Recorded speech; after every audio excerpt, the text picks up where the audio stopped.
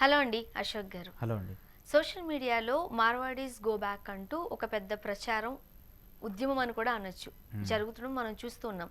నిజాం కాలం నాటి నుంచి మార్వాడీస్ మనతోనే ఉన్నారు. హ్మ్. ఇక్కడే ముఖ్యంగా మన 2 తెలుగు రాష్ట్రాలలో చాలా మంది మార్వాడీస్ వివిధ రకాల వ్యాపారాలు చేస్తూ ఉన్నారు. ఇప్పటి వరకు లేని ఇబ్బంది లేకపోతే కోపం ఇప్పుడు మన వాళ్ళకి ఎందుకొచ్చింది? ఎందుకు గో బ్యాక్ మార్వాడీస్ అంటున్నారు? హ్మ్. అంటే ఇక్కడ ఒక కరెక్షన్ ఏంటంటే మార్వాడీస్ నిజాం కాలం నుంచి లేరు. హా! నిజామ్స్ ఉన్నప్పుడు వాళ్ళు వాళ్ళ యొక్క వ్యాపారాలకు సంబంధించిన అంశాల మీద ఇక్కడి నుంచి ఇంకో ప్రదేశానికి లేదంటే ఇంకో ప్రదేశాన్ని ఇక్కడి నుంచి వాళ్ళ వ్యాపారాలని మార్పులు చేర్పులు చేసుకుంటూ ఇక్కడ వస్తువులను ఇంకో చోట ఇంకో వస్తువుని ఇక్కడ ఇట్లా అమ్మకం కోసం వాళ్ళు బిజినెస్ని ఎక్స్పాండ్ చేసుకోవడం కోసం బిజినెస్ సంబంధించి మార్వాడాలకి కొంచెం వాళ్ళకి కొంచెం సపోర్ట్ చేయటము, వాళ్ళు ఎక్కువ బిజినెస్ మైండ్ సెట్ ఉన్నటువంటి పీపుల్ కాబట్టి ఎక్కువగా బిజినెస్ చేయాలని చెప్పేసి వాళ్ళని తీసుకొచ్చారు. ఇక్కడ ఏంటంటే బేసిక్గా ఆ టైంలో నిజాం టైంలో మన 2 తెలుగు రాష్ట్రాలు కావచ్చు, మన సౌత్ ఇండియా కావచ్చు, మెయిన్గా పంట ఆధారిత అంశాల మీద ఎక్కువగా వీళ్ళు డిపెండ్ అయ్యి ఉండేవాళ్ళు. వ్యవసాయం మీద వ్యవసాయాలు ఆధారపడి. కావచ్చు లేదంటే మిగతా పనులు కష్టపడి పనిచేసే వాళ్ళు సౌత్ ఇండియాకి ఎక్కువ ఉండేవాళ్ళు అని చెప్పేసి అప్పట్లోనే పెద్ద చర్చ ఉండేది. మీరు ఎక్కడ చూసినా కూడా నార్త్ ఇండియన్ డామినేషన్స్ ఇప్పుడు బిజినెస్లో ఎక్కువ కనిపిస్తుంది. మీరు గుండు పిన్ని దగ్గర నుంచి తీసుకున్నా కూడా ఇప్పుడు హెలికాప్టర్ లేదంటే విమానాలు తయారు చేసేదాకా ఏ బిజినెస్లో చూసుకున్నా కూడా నార్త్ ఇండియన్ డామినేషన్ చాలా ఎక్కువ కనిపిస్తుంది కంపేర్ టు సౌత్ ఇండియా. ఎందుకంటే వాళ్ళ ఐడియాలజీ కావచ్చు, వాళ్ళ వ్యాపారాలు కావచ్చు, వాళ్ళ వ్యాపార విస్తరించేటువంటి వాళ్ళ టెక్నిక్స్ కావచ్చు, అవన్నీ కూడా వాళ్ళకి ఎక్కువ ఉంటాయి. ఇప్పుడు నేనున్నా అనుకోండి, రేపు నా పిల్లోడు నేను ఏమనుకోను చదివి వాడు ఏ కలెక్టరో లేదంటే ఏ డాక్టరో లేదంటే ఏ పోలీస్ అవ్వాలని నేను కోరుకుంటాను. కానీ ఒక మార్వాడి ఒక కుటుంబానికి సంబంధించిన వ్యక్తి వాళ్ళ ఇంట్లో పిల్లలు వాడు ఆ బిజినెస్లో డెవలప్ అవ్వాలి, వాడు చదువుకొని ఆ బిజినెస్ ఇంకా ఎక్స్పాండ్ చేయాలనుకుంటాడు, ఇంకొకరి దగ్గరికి ఉద్యోగానికి వెళ్ళాలని ఎప్పుడు కోరుకోడు. సరే అదంతా పక్కన పెట్టేస్తే ఇప్పుడు మన మెయిన్గా తెలంగాణకి సంబంధించి గో బ్యాక్ మార్వాడి అనే టాపిక్ ఎందుకు వచ్చింది? ఇటీవల ఒక సంఘటన జరిగింది. ఒక ప్రదేశంలో మార్వాడీలకు సంబంధించిన ఆధిపత్యం ఎక్కువగా చలామణి అవుతున్నటువంటి ప్లేస్లో ఒక తెలంగాణకి సంబంధించిన ఒక వ్యక్తిని అవమానిస్తూ అతన్ని దూషిస్తూ అతన్ని కొట్టినటువంటి ఇన్సిడెంట్ ఇప్పుడు తెలంగాణ వ్యాప్తంగా సంచలనంగా అవుతుంది. ఎందుకంటే తెలంగాణ వారికి ఆత్మగౌరవం ఎక్కువ, ఆత్మాభిమానం ఎక్కువ. అలాంటిది తెలంగాణ బిడ్డకి సంబంధించిన ఒక అస్తిత్వాన్ని ఉండేటువంటి ఒక వ్యక్తికి సంబంధించి మార్వాడీళ్ళు అంత దుర్భాషలాడుతూ అతన్ని తిడుతూ అతన్ని కొడుతూ చేసినటువంటి అంశం ఏదైతే ఉందో అది ఇప్పుడు పెద్ద ఎత్తున తెలంగాణ సమాజం అంతా కూడా కదిలే విధంగా చేసింది. మార్వాడీల ఆధిపత్యం ఏదైతే ఉందో ఆ ఆధిపత్య ధోరణిని తగ్గించాలని చెప్పేసి ఇప్పుడు తెలంగాణ ప్రజలందరూ కోరుకుంటారు. ఖచ్చితంగా తప్పలేదు. ఎందుకంటే బిజినెస్ చేసుకోవడానికో వ్యాపారం చేసుకోవడానికో ఒక ప్రదేశానికి వచ్చినప్పుడు మనం ఆ కాలానికి అనుగుణంగా ఆ ప్రదేశానికి అనుగుణంగా అక్కడ వ్యక్తులకు అనుగుణంగా మనం వ్యాపారం చేసుకోవాలి.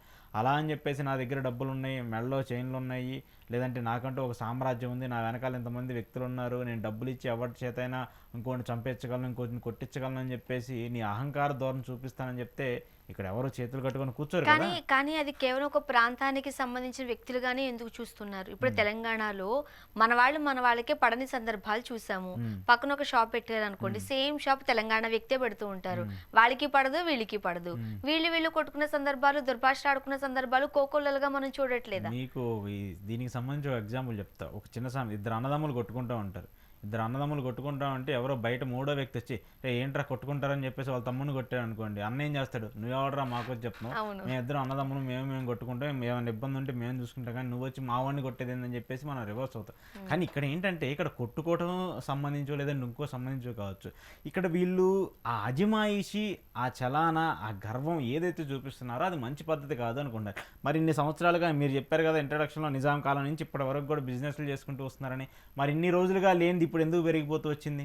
హైదరాబాద్ దాదాపు 1 కోటి మంది జనాభా నివసిస్తున్నటువంటి హైదరాబాద్ సిటీలో మీరు ఏ మూలకెళ్ళి చూసుకున్నా సరే ఏ సందులో అయినా ఒక మార్వాడి షాప్ ఉంటుంది. స్వీట్ షాపో లేదంటే జ్యువెలరీ షాపో లేదంటే ఏదన్నా కిరాణా షాపు ఏదో ఒక షాప్ ఉంటుంది. మీరు ఎక్కడైనా అబ్జర్వ్, ఒక గల్లీ ఉంటే ఆ గల్లీలో ఖచ్చితంగా ఏదో ఒక షాప్ ఉంటుంది. ఎందుకు మరి వారు ఇన్ని రోజులు ఇన్ని సంవత్సరాలు ఇన్ని కాలం పాటు ఇక్కడికి వచ్చి గౌరవంగా దర్జాగా బిజినెస్ చేసుకుంటున్నారంటే మరి ఇక్కడ ప్రజలు కల్పించినటువంటి వెసులుబాటు కాదా, లేదంటే ఇక్కడ ప్రజలు ఇచ్చేటువంటి ఆదరణ కాదా? మరి వీటన్నిటిని మర్చిపోయి మన గర్వం చూపిద్దాము, మన అహంకారం చూపిద్దామంటే ప్రజలు ఎందుకు ఒప్పుకుంటారు? నీ బిజినెస్ నడుస్తుందే ప్రజల మీద, అలాంటి ప్రజల మీదే నువ్వు అహంకారాన్ని చూపిస్తానంటే తెలంగాణ ప్రజలు ఎందుకు ఒప్పుకుంటారు? అసలు ఎందుకు ఒప్పుకోవాలి? మనం వ్యాపారం చేసుకుంటానికి వచ్చాం, వ్యాపారం చేసుకుంటానికి వచ్చిన వాళ్ళు వ్యాపారమే చేసుకోవాలి. అంటే భారతదేశంలో ఎవరు ఎక్కడైనా వ్యాపారం చేసుకోవచ్చు. మీరు రాజస్థాన్ వెళ్ళి చేసుకోవచ్చు, ముంబై వెళ్ళి చేసుకోవచ్చు. మిమ్మల్ని ఎవరు ఆపేది లేదు, వద్దనడానికి కూడా ఎవరికి హక్కు కూడా లేదు. మీరు కూడా చేసుకోవచ్చు. అలానే వాళ్ళు కూడా ఇక్కడికి వచ్చి చేసుకున్నంత మాత్రాన అంటే నేను ఎవరిని సపోర్ట్ చేసి అట్లా కాదు. మీరు ఒక వర్షన్ మాట్లాడుతున్నారు కాబట్టి ఇంకొక వర్షన్ నేను తీసుకొస్తున్నా అంతే. మీరు ఏమన్నా మేము పడాలి అని అనుకుంటే వాళ్ళు పడే అవకాశాలు కూడా తక్కువే కదా, వాళ్ళు ఏమన్నారో తెలియదు కదా. వాళ్ళు ఏమన్నారో తెలియదు కదా. సరే ఓకే, ఇప్పుడు మీరు నేనున్నామండి, నేను ఒక గెస్ట్గా ఇక్కడికి వచ్చాను, మీరు ఒక యాంకర్గా ఇక్కడ కూర్చున్నారు, మీరు నాతో మంచిగా మాట్లాడతారు, అశోక్ గారు ఈ టాపిక్ మీద మనం డిస్కస్ చేద్దాం, సరే ఈరోజు ఈ టాపిక్ చేద్దాం అని చెప్తే ఆ గౌరవాన్ని మనం ఇచ్చిపుచ్చుకుంటాము, మనం రెస్పెక్ట్గా మాట్లాడదాం. మీరు మాట్లాడే వర్షన్ మారిపోయినప్పుడు నా దగ్గర నుంచి ఆ రెస్పెక్ట్ వస్తుందా? ఖచ్చితంగా రాదు కదా. ఇక్కడ కూడా అదే జరిగింది. యాస్టీజ్ మీరు ఇంకోటి చెప్పినప్పుడు వేరే ప్రాంతాల నుంచి వస్తున్నారు, మనం కూడా వేరే ప్రాంతాలకు వెళ్తున్నాం. ఇప్పుడు నేను రాజస్థాన్ వెళ్తాను, రాజస్థాన్లో వెళ్ళి అక్కడ రాజస్థాన్ స్వీట్స్కి ఫేమస్, అక్కడ నేను వెళ్ళి ఒక స్వీట్ షాప్ పెడతాను, నేను స్వీట్ షాప్ పెడతాను, కానీ అక్కడ ప్రదేశాల్లో ఉన్నటువంటి వ్యక్తులు, రాజస్థాన్కి సంబంధించిన ప్రజలందరూ వేరే షాప్కి వెళ్తారా, నా షాప్కి వస్తారా? మెయిన్గా అక్కడ ఉన్నటువంటి ఎప్పటి నుంచో ఎన్నో తరాల నుంచి వస్తున్నటువంటి షాపులు ఉంటాయి కదా, వాళ్ళకంటూ కొంత ఐడియాలజీ ఉంటుంది కదా, వాళ్ళకంటూ ఒక ఫేమస్ ఒక పేరు ఉంటుంది కదా. అలాంటిది వాళ్ళ దగ్గరికి వెళ్ళకుండా నా దగ్గరికి ఎందుకు వస్తారు? ఎయిదర్ నా దగ్గర సూపర్ డూపర్ హిట్ అయ్యిండన్నా ఉండాలి, నా దగ్గర ఉన్నటువంటి ప్రొడక్ట్స్ వాళ్ళ దగ్గర ఒక స్పెషాలిటీ అన్నా ఉండాలి. అవేం లేకుండా ఉన్నప్పుడు వాళ్ళు నన్ను ఆదరించరు కదా. సరే నేను అక్కడికి వెళ్ళాను, బిజినెస్లో సక్సెస్ అయ్యాను, అని చెప్పేసి అక్కడ ఉన్నటువంటి జనాల మీద నేను ఆధిపత్యం చెలాయిస్తానంటే వాళ్ళు ఒప్పుకుంటారా? నేనే ఇంకో ప్రదేశానికి వెళ్ళాను, మార్వాడీలో ప్రదేశానికే వెళ్ళాను, నేనే అక్కడ ఓ బిజినెస్ని పెట్టాను, నేను మార్వాడీని కాదు, అక్కడికి వెళ్ళి నా బిజినెస్ సూపర్ సక్సెస్ అయింది, నాకు 100 షాపులు ఉన్నాయి, నాకు 1000 కోట్ల ఆస్తులు ఉన్నాయని చెప్పేసి నేను ఆధిపత్యాన్ని చెలాయించాలనుకుంటే అక్కడ ఉన్న ప్రజలు ఒప్పుకుంటారా? అక్కడ ఉన్నటువంటి ఒప్పుకోరు కదా. కానీ ఇప్పుడు మనం బేగం బజార్ వెళ్ళాం అనుకోండి, అందులో సగానికి పైగా షాపులు మార్వాడీస్వే. ఓకే, ఒక పాయింట్. ఇంకొకటి మీరు అన్నట్టుగా ఇప్పుడు మన గల్లీలోనే కనీసం 3-4 ఉంటారు మార్వాడీస్, కానీ ఎప్పుడు కూడా వాళ్ళు తక్కువగా చూసారనో లేకపోతే కాస్త చీప్ గా మాట్లాడారనో వాళ్ళ దగ్గర నుంచి కంప్లైంట్ మనం ఇన్నేళ్లలో ఇంతగా చూడలేదు. అంటే ఎవరో ఇద్దరు వ్యక్తులకు సంబంధించిన ఎలా ఉంది ఇది, ఈ ఇష్యూకి నేను చెప్తున్నాను, ఇప్పుడు ఇది బయటకు వచ్చి వైరల్ అయ్యింది కాబట్టి మనం మాట్లాడుకుంటున్నాం. ఇలాంటి రాని సంఘటనలు చాలా ఉన్నాయి. గతంలో కూడా మార్వాడీలకి సంబంధించిన ఒక అంశం మీద మీరు చెప్పినట్టు ఏదైతే ఓల్డ్ సిటీకి సంబంధించి బేగం బజార్కి సంబంధించి చెప్తున్నారో అక్కడ కూడా మార్వాడీలకి సంబంధించిన అంశం మీద చాలా గొడవలు జరుగుతూ వచ్చాయి. పోలీసులు మీరు ఇప్పుడు వెళ్ళండి, ఓల్డ్ సిటీ పోలీస్ స్టేషన్కి వెళ్ళండి, అక్కడ ఎన్ని కంప్లైంట్స్ రైజ్ అయ్యి ఉంటాయి, అక్కడ ఉన్నటువంటి ముస్లిమ్స్కి సంబంధించి కావచ్చు, మార్వాడీలకి సంబంధించి కావచ్చు, ఎన్ని గొడవలు జరుగుంటాయో చూడండి అక్కడ. సరే ఎవరు తప్పు ఏంటనేది పక్కన పెట్టద్దాం, కానీ ఇలాంటి ఇన్సిడెంట్స్ గతంలో కూడా జరిగినాయి. ఇప్పుడు ఎందుకు ఇంత పెద్ద ఎత్తున వైరల్ అయిందంటే ఒక వ్యక్తికి సంబంధించి ఆయన వ్యక్తిత్వ హననం జరిగినప్పుడు మార్వాడీలు అందరూ ఏకమై ఒక వ్యక్తిని కొట్టినప్పుడు మరి ఇక్కడ తెలంగాణ ప్రజలందరూ కూడా వాళ్ళకు కూడా ఉంటుంది కదా, ఆ వ్యక్తిత్వం ఉంటుంది కదా, వాళ్ళకి సంబంధించి కూడా ఆ పౌరుషం ఉంటుంది కదా. అంటే మన తెలంగాణ వాసిని మార్వాడీలంతా ఏకమై చెప్పి దాడి చేశారే, మరి మనల్ని మనం కాపాడకపోతే రేపు వాళ్ళ పెత్తనం ఎక్కువైపోతుంది కదా అనేటువంటి ఒక చర్చ వస్తుంది కదా. సో కాబట్టి ఇప్పుడు తెలంగాణ అసలు ఉద్యమం పుట్టింది ఎందుకు? వాళ్ళ అస్తిత్వాన్ని వాళ్ళు కాపాడడం కోసం. అలాంటి అస్తిత్వం మీద మార్వాడీలు వచ్చి మేము దౌర్జన్యం చేస్తామంటే ఎందుకు ఒప్పుకుంటారు? ఒప్పుకోరు కదా. సో ఖచ్చితంగా మార్వాడీలు చేసేటువంటి తీరు, ఇక్కడ వ్యాపారం చేసుకోవడానికి వచ్చారు, వ్యాపారం చేయండి, మీకంటూ ఏదైనా ఉందనుకోండి, రాజకీయంగా ప్రమేయమో లేదంటే రాజకీయ అంశాలు ఏమైనా ఉంటే మీరు ఇంట్రెస్ట్గా ఉండి ఒక పార్టీలో చేసి చేరండి. కానీ ఇంకోటి చెప్పాలనుకున్నా, ఇక్కడ ఈ మూమెంట్ని కొంతమంది రాజకీయానికి సంబంధించిన వ్యక్తులు వాళ్ళు తప్పుదోవ పట్టే విధంగా మాట్లాడుతున్నారు, వాళ్ళు తప్పుదారు తీసుకెళ్తున్నారు. మార్వాడీలకు సంబంధించి మీరు మద్దతు, మీ రాజకీయంగా ఏదో ఓట్లు వస్తాయా లేదంటే రాజకీయంగా మాకు లాభం జరుగుతుంది కదా అని చెప్పేసి వాళ్ళతో ఏదైనా సపోర్ట్ చేయడం చేయండి, కానీ తెలంగాణ ప్రజలను అవమానించే విధంగా, తెలంగాణ వ్యక్తిని కించపరిచే విధంగా వాళ్ళకి సపోర్ట్ చేస్తామంటే తెలంగాణ ప్రజలు మిమ్మల్ని అక్షించరు. దాంతోపాటు మీ రాజకీయ పార్టీలు కూడా నిలబడే పరిస్థితి ఉండదు.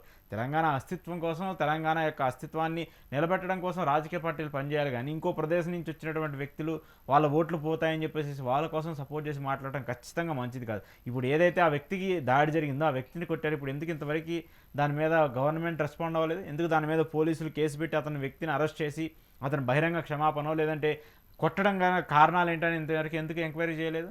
ఎంక్వైరీ చేయలేదంటే దానికి వెనక ఓట్ బ్యాంక్ పాలిటిక్స్ ఉన్నాయని చెప్పి క్లియర్గా అర్థమైపోతుంది. ఇప్పుడు ఒక ప్రాంతంలో జరిగిన ఇన్సిడెంట్కి సంబంధించి అందరూ మార్వాడీస్ అలానే ఉంటారని అనుకోవడానికి లేదు. అక్కడ జరిగిన తప్పిదాన్ని అందరికీ మనం ఆపాదించలేము కూడా. సో అక్కడ ప్రాబ్లమ్ని సాల్వ్ చేసుకోవాలి, కానీ మొత్తం మార్వాడీస్ పైన ఎందుకు ఇప్పుడు ఎందుకు చూపిస్తారంటే అండి, బేసిక్గా అలాంటి ఘటన దగ్గర జరగకూడదు అనేది. మా హైదరాబాద్కి సంబంధించి ఒక మహిళకు సంబంధించి, మనం ఆ పేరు చెప్పకూడదు కాబట్టి నేను చెప్పట్లేదు, ఆ అమ్మాయికి సంబంధించి, దిశ అనే అమ్మాయికి సంబంధించి ఆ అమ్మాయిని అత్యాచారం చేసి కొంతమంది వ్యక్తులు చంపేశాం కదా. ఇది నేషనల్ వైడ్, ప్రపంచవ్యాప్తంగా కూడా పెద్దగా వైరల్ ఎందుకు చేసింది? సో ఇలాంటి ఘటన జరిగితే దానికి పోలీసులు చర్యలు ఇలా ఉంటాయని చెప్పేసి అప్పుడు సజ్జనార్ గారు వాళ్ళని కాల్చి చంపినప్పుడు మనం ఎంత గొప్పగా, ఎంత ప్రౌడ్గా చెప్పుకుంటూ వచ్చాము. సరే దాని తర్వాత ఏం జరిగింది అనేది పక్కన పెడదాం. అంటే ఇలాంటి ఒక ఇన్సిడెంట్ జరిగినప్పుడు మిగతా వాళ్ళందరికీ కూడా తెలియజేయాలి, ఒక మనిషి ఇలా తప్పు చేస్తే ఆ మనిషికి ఇలాంటి శిక్షలు ఉంటాయి, సమాజంలో ఇది మంచి పద్ధతి కాదు, ఒక మహిళను మనం ఎలా గౌరవించుకోవాలో ప్రతి ఒక్కరు నేర్చుకోవాలని చెప్పేసి దాన్ని మనంతా కూడా ఒక మూమెంట్ లాగా తీసుకెళ్ళి చూపిస్తాము.